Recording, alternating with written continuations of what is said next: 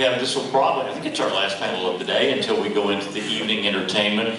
And we always like to do these panels where we talk about, well, we're going to talk about working at the BBC and Classic Who. Because I think that most of us who are fans of British programming, who are fans of things that go across the sea, have a romanticized look at these things, and we think it's very mysterious and very classy because they all sound so educated. Big sound. I'm not, are you? Yes, educated enough to turn on their mics. But, you know, and so we always like to talk a little bit about what it was really like, either now or back in the heyday of the BBC. So, or in British broadcasting, or in Doctor Who in the old days. So I want to start things just a little bit. I want to go back with, Fraser, I want to go back with you, because one of the things we talk about when we talk about Doctor Who from the early era is the incredible special effects, monsters, and sets where the walls would wobble. I have to disagree with you. The sets did not wobble, the walls did not wobble. The sets were brilliant. In fact, what the guys, the set designers and the prop makers had at their disposal was a piece of chewing gum, a string and a tennis ball, and they had to make a Cyberman out of it. They were wonderful at it. I mean, nowadays it's just green screen and it can be Mars, but they had to recreate Mars. We had to recreate the underground tunnel of Covent Garden, and that's what they had to do. And it was so lifelike that the underground transport rang the BBC and said he'd broken into Covent Garden at 2 in the morning and filmed without our permission. And they had to bring them down to our set at Lime Grove and see this underground, this tube station, with all the wires and the rails and the dead rat, and they realised, oh my God, we can go to the set. So it's fantastic. Those guys now get special BAFTA awards, because that's what they had at their disposal. BAFTA's like a British Oscar. I actually knew that one, because we see those on YouTube every now and then. Yeah. Well, I agree. I mean, the thing is that we're often looking at Doctor Who from 20, 30, 40 years ago. 50 years. 50 years ago. Yeah, that's right. And if you look at any television from 50 years ago, it's going to not quite look the same. And it's just that we're looking at it. Actually, the Doctor Who was at the cutting edge, always, of visual effects and the set designing. I mean, we saw earlier in Ghostlight, didn't we? Well, that was stupendous. But the thing about Doctor Who is you've got to have the information to understand what was going on. There was always constraints on time and money. But the classic example to me was, I think it's called The Aztecs, because I watched this on DVD, this early story, black and white story. And there's supposed to be a background of mountains and villages and stuff, and it's on a painted backcloth, and you can see the folds in it, right? Like a bunch of curtains. I thought, who are these amateurs? And then I read what had happened. What had happened was they designed this backcloth for a big studio, and it would look great, it would look realistic, and then they got moved to a smaller studio where it didn't fit. So even when they got it right, there were things that went wrong, and then people would see that like me and think, oh, these guys are just amateurs, but it wasn't. They'd done a great job, but somebody else had screwed up, and it made it look terrible. So it needs that background. And it's easy if you're doing something, say the BBC, a Victorian melodrama, so they build old wooden doors, easy to do. That's fine, and doors and old fireplaces, they can get an old fireplace. But when they're in a space station, they've got to design these silver walls and these switches and knobs, and they've got to get them from somewhere. I went to a really good talk when I was at the Space Centre doing Doctor Who thing a while back. And I don't know if you've ever heard of Simon Guerrier, who's one of the Doctor Who writers. And then a friend of his, Marek Kula, who works for the Greenwich Observatory. And, so they are, and they're both real experts, and they've written an amazing book called The Science of Doctor Who. I don't know if anyone's read that yet. and they gave a lecture. And one of the bits was he showed the beginning of, I can't remember which it is, but it's the one that's set in a kind of in Jodrell Bank. And it's sort of, anyway, what was fascinating was that Jodrell Bank, which is this great, it's a kind of one of the first. He's got like radar dishes and stuff like that. Radar dishes, yeah. And it was one of the first places like that of its kind in Britain. And the Doctor Who designer who designed the opening sequence of this particular story had looked at the control room there and had done a kind of a replica, almost like a direct replica of Jodrell Bank, of the control station at the time. And of course now we look at it and it looks like really old-fashioned, but at the time it was just, it would have been amazing. It's cutting edge. And then there's a guy there sitting and he's watching the radar and he's like, tracking this radar, and there's something coming towards, and they can't work out what it was. And in comes his boss, who Simon pointed out is a woman. Amazing. You wouldn't have had that at the time. No. So Doctor Who was always ahead of its time and thinking of what was coming up. Well, you're right, we did the moon base, I think, in '66, and, you know, the Cybermen arrived, and we, Patrick and Polly and Ben, we were leaping about, and rumour has it the Americans said, Christ, if the BBC can get on the moon, we can too! We were there first. Exactly. Then, do you remember we also used a technique called paintbox in our Doctor Who's, and that was the very beginning of video effects. That's right. Yeah. What was the guy's name? Dave Chapman. Dave Chapman, that's right.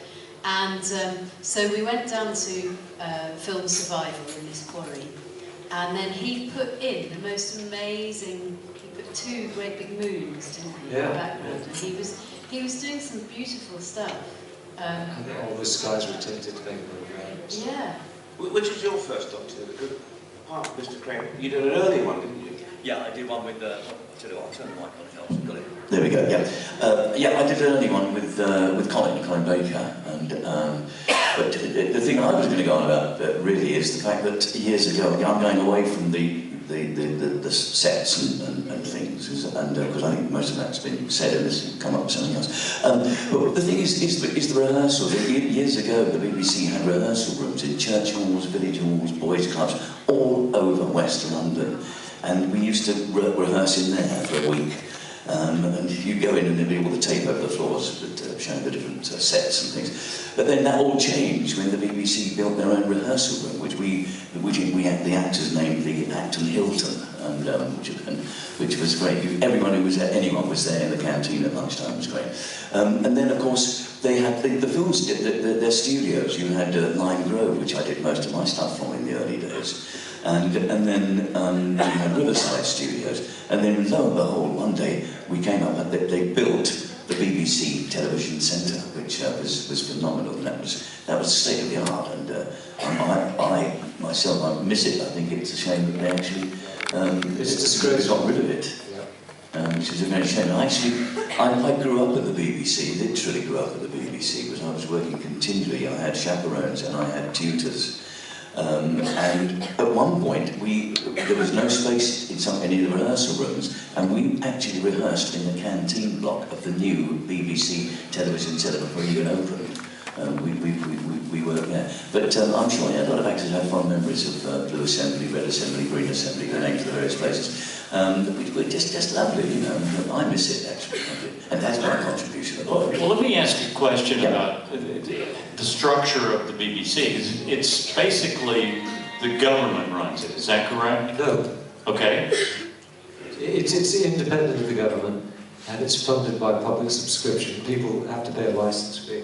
But it's very important that it is independent of the government, otherwise it would just be a mouthpiece of the government. They do try and, you know, put the screws to the BBC, but the BBC has to constantly fight back against that. I don't want to get ahead of tomorrow's panel, but in watching some high-fashion video or English programming like The Young Ones, I remember the episode when they were coming to, the guy was coming around. So was there a person that came around and collected the fee? Well, what it was, is Everybody watch The Young Ones? Oh yeah. That's great. You're supposed to pay a license fee for the privilege of watching television and listening to the radio. And the idea was there's something called the television detector van that would drive around and had this little spinning kind of radar thing on the top. And the idea was that if you hadn't paid your license, they could detect the signals of your TV and then check against the list to see if you had a license, and they come and fine you. But I mean, I had a good authority from some guy who should know that at the time there was no technology that could detect, receive. So we think this van was just empty with things spinning on the top, and then just had lists of the addresses that hadn't paid it. But that was the story at the time, that they'd detect your television. But I mean, people should pay a subscription. It's the biggest bargain in the world for the best broadcasting organisation in the world, because it is independent. And that's how it could be. You don't need advertising, you don't need the government to support it. But the current government we've got in the UK is really treating the BBC very badly and cutting their fundings. For instance, just a quick advert for the BBC. There's something called is it Overseas Service? The World Service, which is broadcast in all the languages all over the world, and that has always been funded by the government, because basically it's what you call soft power, because it's a way of getting British values across without sending in the troops, so it's fantastic. So that's always been funded by the government, that way, the World Service. Then the Tories came in, the Conservatives, they're the bad guys, just so you know about British politics. They come in and then they suddenly say, okay, the BBC will now pay for the World Service. The BBC's never had to pay for it, the Foreign Office has always paid for it. So suddenly the BBC has to find hundreds of millions of pounds that it never had before to pay for this thing. Or cut it. And they didn't cut it, but it's just, the BBC is really under attack at the moment. So that's the end of my commission for the BBC. But I'm sure everybody here would defend the BBC. Well, you know, one of the things I read a couple of years ago was that the two top money makers for the BBC were Top Gear and Doctor Who, because of the internet. But then you keep hearing all these things about, oh, is Doctor Who going to survive and all that? And it doesn't make any sense to me if that's one of the big money makers. But it didn't make any sense for them to cut it when we were doing it, because it was a big money spinner back then. So they cut it then because they hated it. Basically, they hate science fiction because they think it's juvenile. I mean, that prejudice is still there, lurking somewhere. I think if they get the chance, they wouldn't cancel it again, because they don't like monsters and stuff. Yeah. And the trouble is, at the moment they're moving Doctor Who around in the schedules. What you need to do is send out at the same time every Saturday night in a regular basis, but they just keep showing it in dribs and drabs and moving it around, and that's death for a TV show. We had that, didn't we, when they were trying to get rid of it, because it had traditionally always been on a Saturday early evening. It's natural, family viewing, and then they put it on a Wednesday evening, was it? Which was opposite Coronation Street on ITV, which is one of the biggest soaps. It is the most popular show on television. So it was like putting a bunny rabbit up against Godzilla. Yeah, it was. Yeah. And of course, it did do the best ratings that anything had ever done against Coronation Street. But we still got slaughtered. Yeah. And then, do you remember in the 25th anniversary season, they had no merchandising available in the BBC shop at all. And I was actually in the BBC shop for some reason, and somebody came in and said, have you got anything with Doctor Who on it? And the woman looked very blankly and said, no.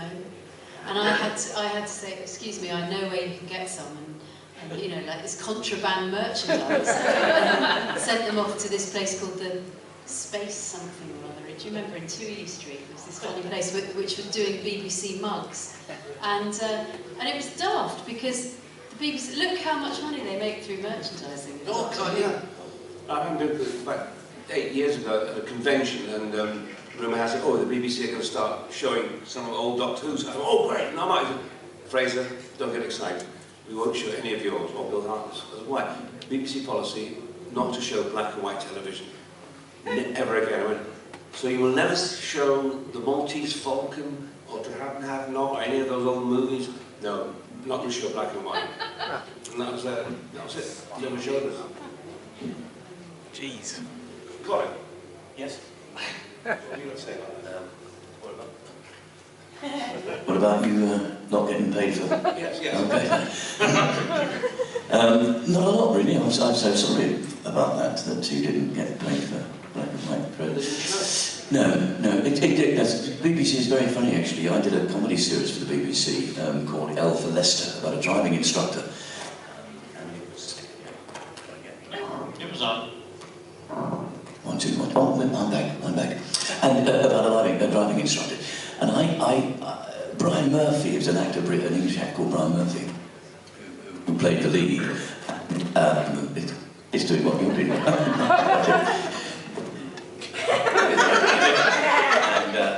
Yeah, a bit closer, love. That's it.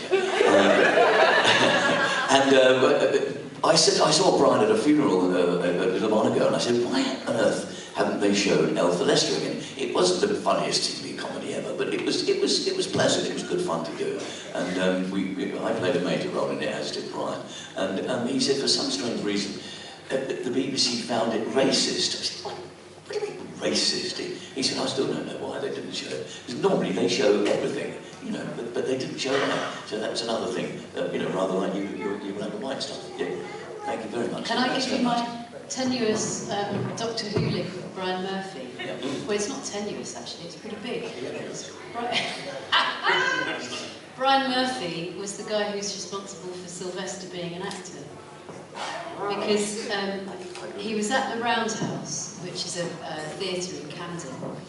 This was in the 60s and early 70s. And Sylvester was working in the box office there. By day, he was working in the City of London, being an accountant. And by night, he was at the Roundhouse being a hippie and doing the box office, because he could count, basically. Ken Campbell, who was this amazing guy in the world of theatre, very eccentric. He came up with some amazing theatrical ideas in the 60s and 70s. He came into the Roundhouse and Brian Murphy was there doing a show, and he went up to Brian Murphy and he said, oh, do you know anyone who could join my acting troupe? I need somebody who's completely mad. And Brian said, oh, well, I don't know, but try the guy in the box office, he's completely off his rocker. So Ken Campbell went up to Sylvester and said, do you want to be in my show? Thinking that he was an actor. And Sylvester said, yes, I'll do that. And the rest is history. Do you guys ever laugh at us because, for many reasons, but first and foremost, we put a higher priority or a higher trust on anything anyone says with an English accent. And that is true, isn't it? I mean, we see that overall as a sign of, I don't know if you want to call it class or education or just, it's kind of like big brother or big sister talking to us. And then we meet you, Fraser, and we know that's totally wrong. Now look here, old boy, I object to that sort of talk from England. You know, I think you're a bounder and a scoundrel. If I hear nothing more this weekend that impresses me, it's Fraser saying the royal thigh. That Queen Elizabeth doesn't want anyone to see the royal thigh. The royal thigh, that's right. Yeah. There's also a joke we have here in the U.S. and about English acting, is that these days there are only 20 actors in the entire country. And Olivia Colman's in everything, and David Tennant now is in everything. Martin Clunes is in everything. Yeah. What's up with that? Lazy producers. Lazy casting. Is that what it is? They know, well, there's that, I think, and there's also a fear, because you've got to make successful TV now. So you've got to use tried and trusted people. I would never have got cast, I don't think, now, I don't know, actually, because they have made some good, daring choices with Doctor Who. I think now, if you'd walked in, you wouldn't have got the part unless you walked in with a bomber jacket and a baseball bat saying, I'm going to kick ass, you know. Nowadays, they don't want actors, they want that person, as you walk in the door, they want that personality. They don't want to say, can you act like can you put this accent on?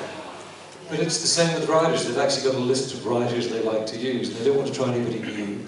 And the thing is, it's easy because then they don't have to read scripts and make a judgment. They just say, oh, here's good old Joe, he did something before and he's on the list. Yeah. And it's very damaging and it's very stupid because most of these writers are good writers, but they're overworked and there's better writers out there. Yeah.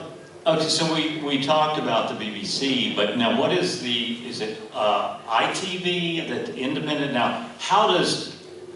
What other sources are there within the United Kingdom for programming and entertainment? The thing that I remember, especially about the advent of ITV, they paid better than the BBC, so everybody was dying to get onto something that ITV were doing because you get double your fee. Anyway, anything else? ITV, they have commercial breaks like America, therefore they can pay a little bit more. So BBC just has no commercial break? No, none whatsoever. No, the ITV is funded purely by commercial. Which is why, and some of you may or may not realize this, if you watch Doctor Who, let me rephrase this, if you manage to find the British versions of Doctor Who, they sometimes are a little different from the ones here because there's a little added content that's cut out here for commercials. And there'll be some things that you'll see that, it's just not much, but some subtleties there that happen. But also now, see, ITV is suffering because there's now Sky Plus, and all that. Which is Netflix, satellite cable channels, yeah. Yeah, a lot of cable taking the advertising away from ITV. Now, I understand that in the old days, and we're going to open it up for questions here in a minute, but I understand back in the old days, Fraser, about the time you were doing your thing, and then this set the precedent for all of our other panelists here as they came along, you and Colin, that the BBC was paid extraordinarily good wages for actors. Is that true? Well, I suppose the cost of living was lower. Petrol was £0.50 a gallon, which was... Okay, whoa. Okay, now interpret that for us. 12 cents a gallon or something. So, therefore, the money was the same. If you got £5 an episode for a TV show, you were a millionaire because you could take your girlfriend out for a gallon of petrol was £0.50. Day after dinner, there was a place called the Guinea and the Piggy, which was £1, 1 shilling. You could take a girlfriend out for a meal at night, and still at the end of the week. You took her to the Guinea and the Piggy? And also, back in the day, the BBC always paid you in guineas. Yes. And a guinea is £1, 1 shilling. So you've got 5 guineas, which would be £5, 5 shillings. So that extra, 5 shillings was quite a nice little bonus, really. Especially when the money is in. That was, you paid your agent on that, yeah.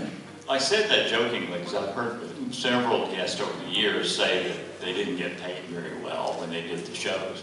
But the thing is, you've got residuals, and the writers used to have these great contracts. The Doctor Who writers these days would never get these contracts, but with the guys who are writing in my era, they get paid every time anything's shown, every time it's released. These were ironclad contracts. They didn't pay you much up front. Yeah. You continued to get money from them forever. Yeah. So that was a good thing about the BBC. Yeah, we still get paid with people. We get worldwide fees for Doctor Who from when it goes to... So it's the same for actors, was it? Yeah, same for mass actors. You don't see contracts like that anymore. No. But our original contracts, when I was working, not just Who, before, there was no sort of DVD sales because they didn't know. So in actual fact, the BBC can say, no, we're not paying you DVD sales because there's not no contract. But they're actually honouring because something has been... It probably hadn't been invented when you were working. And you were in the early days. And me. They didn't have DVDs. Didn't have videos. Yeah, that's That was right. first, Yeah. wasn't it? We had So looking back on all of you, what were just give me a couple of shows that influenced you as you were growing up that we might recognize? Oh, I love the original Avengers. And The Prisoners now. Andrew, I didn't know you and I had this in common. I used to be in, my background was TV, and I used to go to all these trade shows, and you'd meet celebrities and all that, and I met some really great people. The most nervous I ever got meeting someone was Patrick McNee. He was great, and Diana Rigger's Emma Peel, they were the great team. I met Mikhail Gorbachev once, and it didn't, okay, hey, how you doing? But Patrick McNee... Was he a nice guy? He was very nice. He was very old at the time. This is about a dozen years ago, but he was great. He was everything I wanted him to be. Sophie?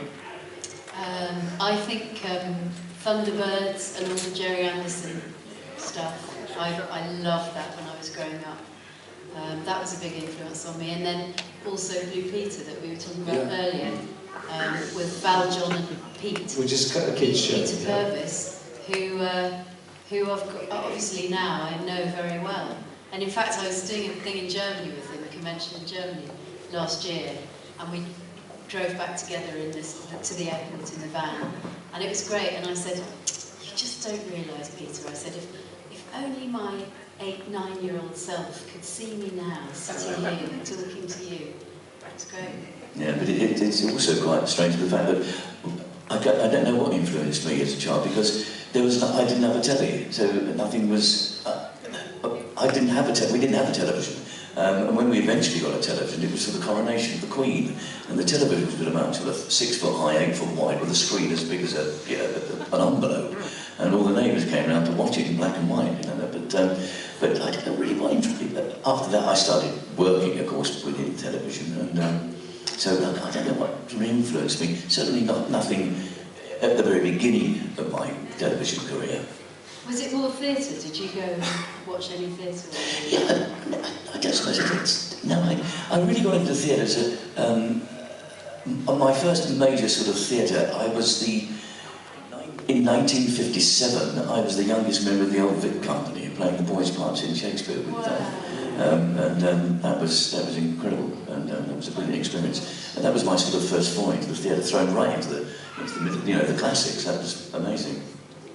I think Sean Sutton was my influence. I'd done a lot of movies when I was a kid, because TV was in its infancy, and then when television got discovered, Sean Sutton, who was head of drama when I was asked to do Doctor Who, but I worked with him with this kind of TV rep company. Every Sunday afternoon serial that we started off in Hunting Town by John Buchan, and I played Napoleon. And then a few weeks later, he rang my agent and would Fraser like to play Jan in The Silver Sword by Ian Serralier. And that's kind of what got people putting a name to the face of it. And people still now say, "What was that thing we saw you in as a boy about the sword? Silver Sword." There was only TV, there was only BBC then, so the family would have Sunday lunch and then watch this little tiny flickering TV screen. The screen was all that big. Because I was earning money, I bought this kind of goldfish bowl for my parents, which you put in front of the TV set, which magnified the TV set. And then Sean used me in Hunting Town, Silver Sword, Run to Earth, Ian McHarg, and he did Cinderella with the late June Forward, and I played buttons. So he used the same sort of John Paul and Jones, and people, his kind of record. One of the great things about these types of events are you get to ask the questions. So let's open the floor up to questions about any of the topics we've talked about. Back there, yes, sir. What is kind of the ranking of like BBC versus ITV versus Channel 4 in terms of public opinion on the content that they make?